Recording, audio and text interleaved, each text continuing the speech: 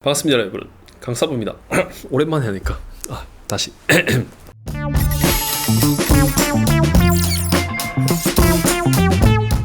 반갑습니다 여러분, 강사부입니다.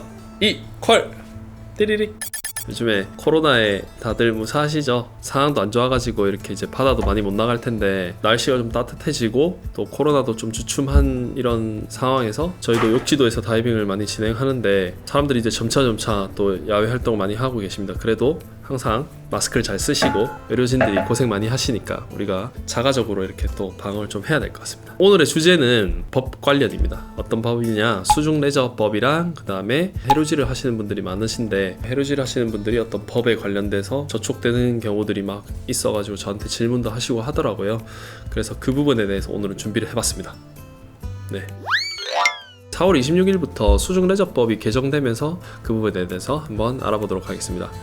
첫 번째로 개정된 내용이 수중레저 활동 안전 야간 다이빙 법률 개정. 이게 담당하는 과가 해양정책실 해양레저관광과에서 하고 있습니다. 해양수산부는 국민들이 스킨스쿠버 등 수중레저 활동을 더욱 안전하게 즐길 수 있도록 수중레저 안전관리 규정과 수중레저 활동의 안전 및 활성화 등에 관한 법률 이하 수중레저법 시행규칙을 개정했습니다. 이렇게 나와요. 3월 27일부터 공포하고 시행한다, 이렇게 나와 있습니다. 매년 수중레저 인구가 증가하면서 안전에 대한 우려가 높아짐에 따라 관련 전문가의 자문과 업계의 의견 등을 수렴하여 수중레저 안전관리 규정과 수중레저법 시행규칙을 마련했습니다. 증가 추이는 상당히 증가가 많이 됐네요.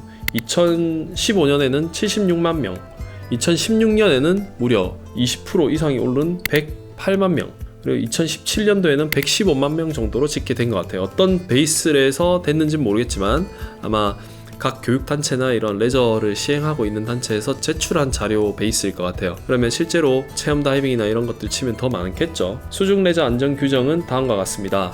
첫 번째, 수중레저 사업자는 자체적으로 보유한 수중레저 장비, 기구, 시설물을 분기별로 점검하고 그리고 이상이 있을 경우 즉시 수리하거나 교체해야 된다. 또한 점검 시 작성한 안전점검 목록은 2년간 보관해야 된다. 그래서 이 부분은 수중레저 관련 업종의 종사자분들이 운영하는 사업장에 여러 가지 장비들이 있습니다. 스쿠버 같은 경우에는 호흡기, BCD, 부력 조절기, 그 다음에 공기 탱크 이런 것들이 있는데 그런 것들이 다 안전과 관련이 있잖아요. 그 부분들을 철저하게 관리를 해라, 이런 뜻이 내포되어 있는 것 같고 어떤 문제가 발생했을 때 책임 소재를 가리기 위한 부분이지 않을까 이렇게 생각이 됩니다. 그래서 그런 형태로 관리를 잘 하시는 사업자분들은 오히려 더 좋은 정책인 것 같아요. 왜냐하면 나중에 사고가 언제 어떻게 발생할지 모르는데 우리는 장비가 잘 관리되어 있었다라는 거를 제출할 수 있는 자료로 쓸 수 있기 때문에 그럴 것 같고요. 그 다음에 사용자들의 입장에서도 분기별로 한 번씩 이렇게 점검을 할 수 있게 되어 있기 때문에 확실히 안전이 보장되어 있다라는 느낌으로 장비를 사용할 수 있으니까 좋지 않을까 하는 생각입니다. 그래서 좋은 법안으로 개정이 되었다고 생각이 되고요.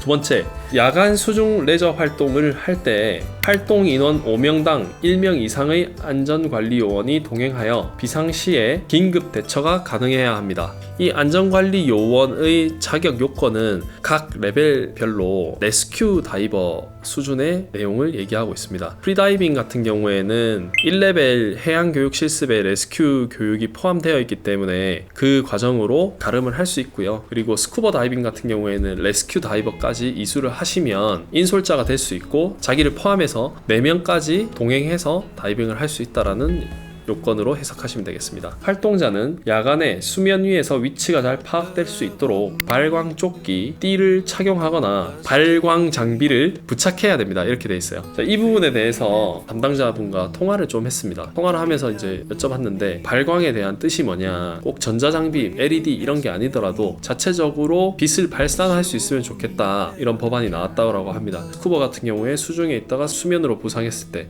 또 프리다이버들도 야간 다이빙 하잖아요. 그럼 수면에서 이렇게 다니면서 이 사람의 위치 이런 것들을 파악할 수 있고, 또 보트가 이렇게 픽업을 왔을 때 사람이 저기에 있구나 이렇게 이제 판단할 수 있기 위해서 발광되는 장비를 착용할 수 있도록 법이 개정되었다고 합니다. 전자장비인 것 같은 경우에는 고장이 날 수 있잖아요. 그래서 이걸 쓰다가 고장이 나면 어떻게 되느냐 이렇게 이제 얘기를 물었었고, 그 부분에 대해서도 이제 제 사견으로는 백업 랜턴 같은 것들을 준비하시면 될 것 같아요. 그리고 낚시나 이럴 때 사용되는 케미 같은 거 있잖아요. 우리 콘서트 가면 막 이렇게 흔드는 그런 것들 사용이 가능하다고 하는데, 우리는 그래도 그린다이버 분들께서는 가급적이면 재활용이 가능한 뭐 랜턴 이런 것들을 사용하시면 더 좋을 것 같아요. 실질적으로 야간 다이빙을 이제 진행하시다 보면 여러 가지 위험 사항들이 많이 발생할 수 있어요. 안전관리자가 있다 하더라도 야간 다이빙에 대한 스페셜티 같은 교육이 준비가 되어 있으니까 그런 것들도 한번 배워보시고 야간에 이렇게 레저 활동을 하시면 좋을 것 같아요. 세 번째, 전문성이 있는 민간 수중 레저 교육단체의 자체 안전 교육 인정 방법을 마련했습니다. 기존의 민간 수중 레저 교육단체의 교육을 인정하는 구체적 방안이 미비하였고, 연안 사고 예방 관한 법률에 의해 지정된 교육기관의 교육만 받을 수 있었습니다. 그러나 앞으로는 수중 레저 사업 종사자가 더욱 수월하게 교육을 받을 수 있도록 전문성 있는 민간 수중 레저 교육단체의 자체 교육도 인정하고자 합니다. 이렇게 개정이 된 겁니다. 결국에는 각 단체들, PADI, SSI, SDI, TDI 이런 단체들이 안전교육에 대해서 필수로 이수를 하게 돼 있고, 그 이수증이 있으면 아마 인정을 한다라는 뜻으로 해석하시면 될 것 같습니다. 이렇게 첫 번째, 두 번째, 세 번째 세 가지의 내용으로 법이 개정이 되었고요. 그 외에 이제 해루질 관련해서도 질문들이 많이 있었는데, 가장 많았던 질문은 비어업인이 채취할 수 있는 합법적인 범위가 어디까지이냐, 이 부분이 가장 질문이 좀 많았어요. 수자원관리법 시행규칙 6조 그리고 수자원관리법 18조, 이 두 가지를 좀 많이 봐야 됩니다. 제가 약간 핵심만 요약을 하자면요, 스쿠버 장비 외에 스킨 장비까지는 다 인정을 해준다고 합니다. 웨이트 벨트를 빼고요. 근데 웨이트 벨트가 없으면은 아무래도 덕다이빙을 하거나 이제 수중으로 내려가기가 힘드니까 웨이트 벨트를 대용해서 볼망 같은 거를 만들어서 그걸 잡고 내려간다거나 이런 형태가 되잖아요.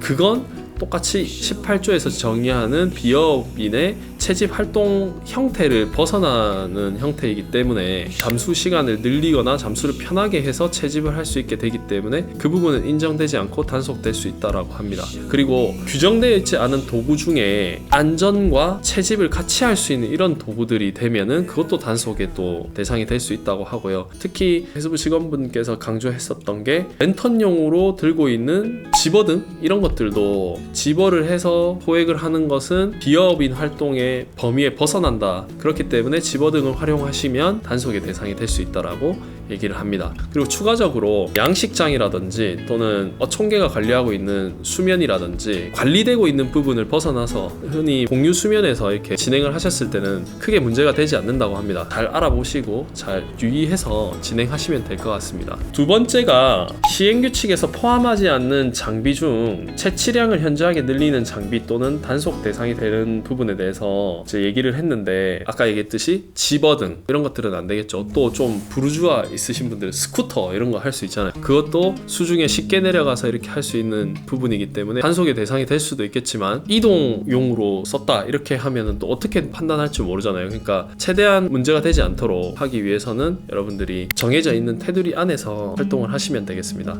그리고 세 번째가 어떤 동식물을 채집할 수 있는지 부분에서 딱히 규정이 없다고 합니다. 많이 알고 있는 문어는 괜찮다, 웨이트를 착용하지 않고 문어는 잡아도 된다, 이렇게 얘기하시는 부분인데, 그 부분도 맞는 얘기이고, 해수부에서 강조하시는 부분은 금어기 또는 보호종 이런 종류만 아니면 어떤 걸 채집해도 상관이 없다고 합니다. 그렇기 때문에 여러분들이 걱정하지 마시고 그런 부분들을 채집하셔도 되고요. 정해져 있는 규칙의 도구들을 활용해서 어류, 부착생물 이런 것들을 채집하는 거에 대해서는 불법적으로 단속을 하지는 않고요. 통화 중에 꿀팁으로 하나 알아낸 게, 올해 이제 9월 25일부터 시행규칙이 조금 개정되는 부분이 있답니다. 그래서 예전에는 비어업인의 채집 활동에서는 경우에는 금어기에 들어가 있는 어종이나 뭐 어패류나 이런 것들에 대해서는 단속 대상이 안 됐나 봅니다. 근데 이번 2020년 9월 25일부터 시행되는 규칙에는 비어업인도 금어기에 들어가 있거나 보호종이 되어 있는 것들은 당연히 지켜야 된다라고 제정이 된다고 하니까 혹시나 이제 비어업인은 금어기에 관계없는 거 아닙니까? 이렇게 되면은 80만 원 정도의 과태료를 물 수 있다고 하니까 그 부분에 대해서 좀 조심하시면 되겠습니다. 끝으로 지금까지 수중 레저 활동, 그리고 야간 다이빙 활동, 레저 활동, 그리고 해루질까지 이렇게 좀 알아봤는데, 제가 쭉 자료를 정보를 알아보면서 생각이 된 거는 그 부처에 계시는 공무원분들도 상당히 이제 레저나 비어업인에 대해서 활성화를 시키기 위해서 노력을 좀 하시는 부분도 있다, 이렇게 느껴지더라고요. 야간 그리고 수중 활동 같은 경우에는 가급적이면 자격증을 취득하시면서 스스로 안전을 지키고 주변 분들을 또 안전을 지킬 수 있는 이런 실력과 또 기술을 담배하시면 좋을 것 같아요. 그래서 WK에서도 야간 프리다이빙 또는 야간 해루질 하시는 분들이 꼭 필수로 이제 알아야 되는 레스큐라든지 이런 부분에 대해서 교육을 하고 있으니까 홈페이지나 이런 부분을 보시면은 아마 교육 일정들이 있거든요. 그래서 주변에 프리다이빙 강사분들이나 또는 저희 WK를 이용하셔가지고 좀 더 안전한 다이빙을 하실 수 있으면 좋겠습니다. 이상입니다. 이 퀄